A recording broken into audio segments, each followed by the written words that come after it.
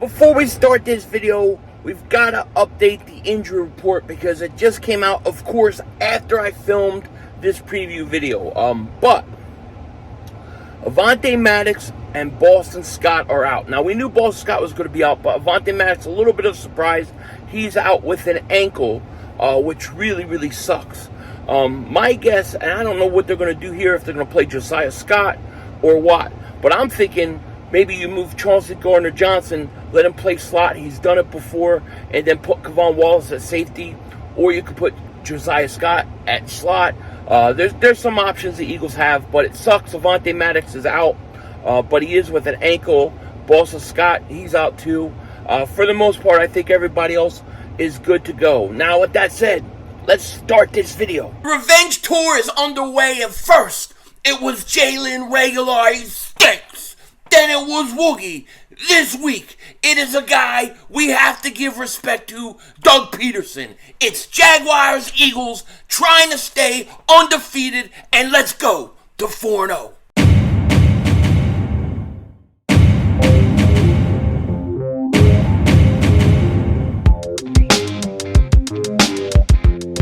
Dallas still stinks. Yo, by the way, King Dingbat here, and we've got a chance. We've got a chance to go to 4-0. First time since 2004. I feel it, man. I feel it. The Eagles are high-flying right now. But this week, this is going to be their toughest test of the year when they host the Jacksonville Jaguars. Now, before we get into it, if you like the channel and you like the content, make sure to hit that like button. Make sure you subscribe. We will be streaming Eagles Jags this Sunday. You definitely don't want to miss it. And if you've been subscribed for a while, you know the deal. Just double check. Double moonwalk check. And make sure you're still subscribed. Now, the first thing I got to say about this game coming in this week is Doug Pederson. Doug Pederson brought the Philadelphia Eagles a Super Bowl. He brought us a Super Bowl. He did a lot for us. Now, when he first came in as a coach, none of us thought he was going to be the right guy. Nobody did, but he was. And then Doug left. We all thought, at least for most of the fan base, we thought it was too early. We thought Doug deserved another year, and we thought the Eagles pulled the plug too early. Now, it has all worked out because Nick Sirianni, my cannoli-eating coach, I like him a lot, and I like what they've got as far as a coaching staff right now. Obviously, there's a lot of information out there about why Doug Pederson left, right? I heard Dan Stillier say it was because he didn't want to coach Jalen Hurts. That couldn't be any further from the truth. I like Dan Stillier. Shout out to him, but that's not why. The reason why Doug Pederson left, I think there were two reasons. The first and most important reason was there was a power struggle. He wanted his coaches in, like Press Taylor as offensive coordinator. He wanted to do his things. He wanted a little more control, a little more say. He felt he deserved it because he was a Super Bowl winning head coach, and then took a team to the playoffs 3 straight years. So, I think he had a legitimate gripe. The Eagles didn't want to do that. And the other reason why was because Carson Wentz wanted him out. Carson Wentz didn't want to be with him anymore. That was part of it. At least that's what we've heard. We've also heard Carson wanted Howie out too. But I think the Eagles thought if they got rid of Doug wanted power anyways, and it would have made Carson happy. Then they went and they picked somebody off of Frank Reich's coaching staff to come in and mold Woogie. Now, he didn't want to stay in Philly, and he wound up getting traded too. But that's really why Doug left, okay? So, Doug, in my opinion, did nothing wrong. It's not like he left or he quit on us or anything like that. He deserves a standing ovation. I hope the fans cheer him, stand up for him. He deserves it. He does. I really hope he's treated well, and I believe in Eagle fans. I know they will. I know that they know the difference between what Woogie did and what happened with Doug Pederson.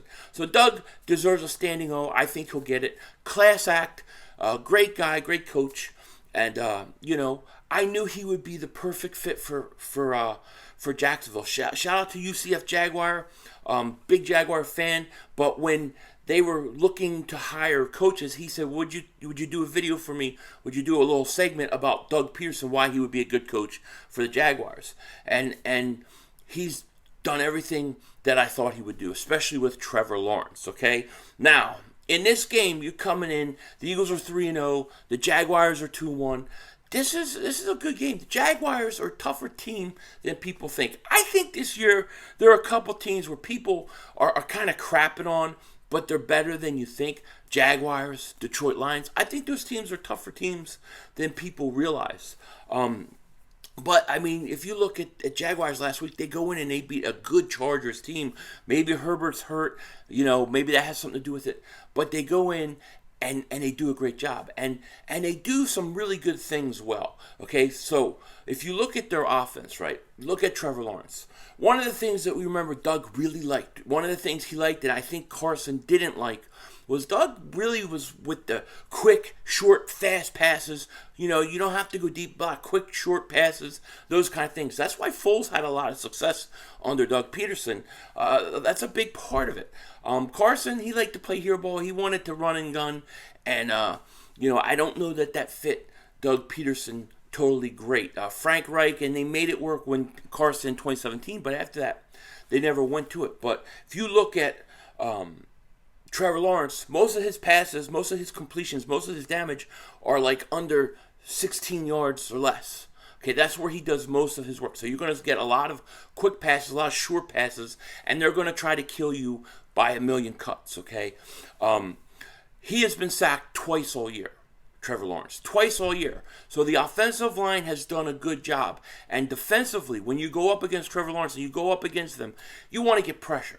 You got to get pressure. And this goes pretty much for every quarterback in the league. But you got to get pressure. If you get pressure on Trevor Lawrence, he will throw an interception. He will throw it away. That's what you've got to do. So are the Eagles, their defensive line, especially the front four, are they going to be able to get consistent pressure on Trevor Lawrence? Because they're going to get a lot of short, quick passes. And I think you got to be able to get to him. You got to be able to disrupt them. You don't necessarily need 5, 6, 9 sacks like last week, but just get him uncomfortable. Make him throw when he doesn't want to throw. Push up the middle. That's all going to help. The other thing that they're going to do on offense is they're going to run the ball. James Robinson has had a pretty good year so far. I think he has about 230 yards on the ground. I think, especially with this weather that we're going to have, they're saying 50% chance of rain. It may be more now, but it's going to be a sloppy game. And they're going to come out and they're going to run short passes and they're going to run the ball. They're going to run James Robinson and they're going to play short passes. And they're going to try to beat you by a million cuts. Plus, they're going to want to keep the Eagles' offense off the field.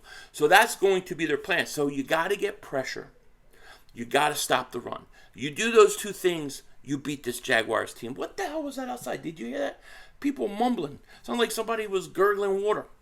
Pause. Another guy who's going to be interesting is Christian Kirk. He comes over from Arizona. He was a guy I liked that I thought, I was interested in with the Eagles in the slot, but he got way overpaid. But he's a good receiver for them. So they're going to have to shut down him. You have Marvin Jones. You have Zay Jones. So they got some weapons offensively too. But like I said, I think that you're going to see, knowing Doug Pederson and watching him the past, 5 years, Doug Peterson's going to want to have a lot of short, quick passes. Maybe take a shot here, maybe a couple intermediate shots there, and those kind of things. But it's going to be a lot of short passes and the run game. If the Eagles stop the run and they can get pressure, that offense ain't going to be able to do anything this entire game. As far as the Eagles' offense goes, I think the Eagles have to come back and run the ball. They've got to run the ball this week, especially with the weather. Now, Boston Scott is going to be out. Trey Sermon looks like he's going to finally play. I want to see him get some carries, especially on 3rd and 1s, those kind of things. The Eagles' offense is explosive. It's explosive, and the Jags, they're gonna have to do a good job against the run, and likewise they're gonna have to get to Jalen Hurts and get pressure on him. But they got to be careful, because if they overcommit too much pressure, he can beat them with his legs. So they're gonna have to try to confuse him. They're gonna have to be sneaky about how they blitz or how they go after him, and it's going to be interesting to see what their defense does. Now, the guy that scares me on their team is Josh Allen. Josh Allen has 2 sacks this year. Good good player. He's a good player. Devin Lloyd, I think he has 2 interceptions. No, he has 2 interceptions, and he has a bunch of tackles. He's been pretty effective too. Trevon Walker, he's another guy. He's got 1 sack so far. He's played in over like 80% of their snaps. So they got some young, effective defensive players. But I still think you can run on them. I still think Hurts with his legs is going to drive them nuts. And I don't think, depending upon how bad the weather is, I don't think they can stop this passing game. I don't think they can stop A.J. Brown. I don't think they can stop Devontae Smith. I don't think they can stop Dallas Goedert. They can't stop the Batmans. They can't. And that's going to be a problem with them. I'm really curious what the weather's going to be like. But I think this is going to be a close game. I think you're going to see the Jaguars really try to keep the Eagles' offense off the field. A lot of quick, short passes, run game, eat up clock. And I think the Eagles, they're going to continue to do what they do. They're going to be aggressive. They're going to use all the receivers. They're going to utilize that running game, and they're going to utilize Jalen Hurts' legs. This, I think, is going to be a tough game because I think the Jaguars are scrappy. They play hard for their head coach. The one thing you could always say about Doug Pederson, even with the Eagles, no matter what, those players always played hard for him. They always have. And the same thing with the Jaguars. So Doug is doing a great job. Now, when I predict this game, predict the score, I think the Eagles are going to win this game. I do think it's going to be a little bit less scoring in this game. I got the Eagles winning this game 20-13. I think they're going to win by about a touchdown. I think they'll just cover. I think it's 6.5 points is a spread. I got them covering, winning by a touchdown. I think this will be close most of the game, and I think the Eagles will win. I think what we're going to see here in this game, my prediction is it's going to be tied late. Jaguars are going to be hanging around. It's going to be sloppy. The weather's going to be bad. And then Jalen Hurts is going to rise up, lead a drive, go down and score, and take the lead. And then the Eagles will get a late turnover, and it'll basically clinch it. And yes, people will say, oh, you barely beat the Jaguars. But they're going to beat them by a touchdown.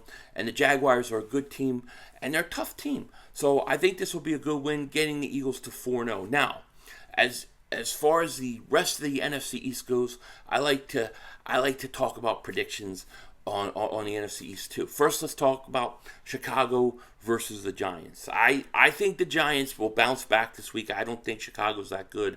I don't think the Giants are that good either. But I think they're a little bit better than the Chicago Bears. So I got the Giants winning this game, rebounding, and they'll go to 3-1. And then you got the Cowboys and Washington.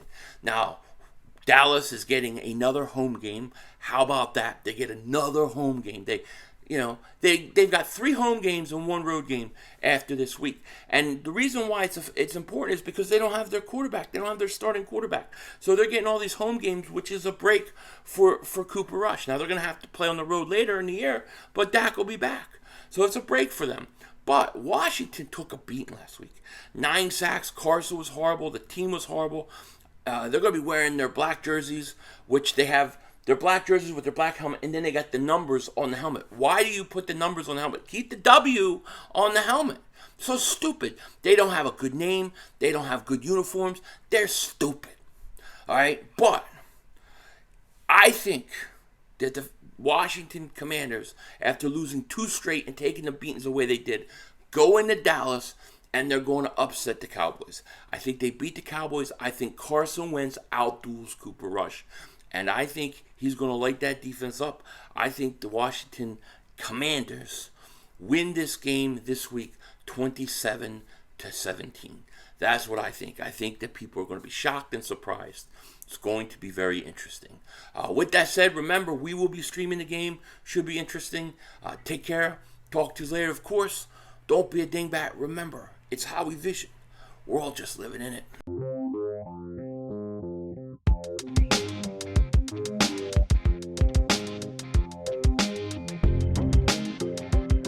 So according to the updated weather, as of right now when this video is being made, it looks like there could be some rain, light rain.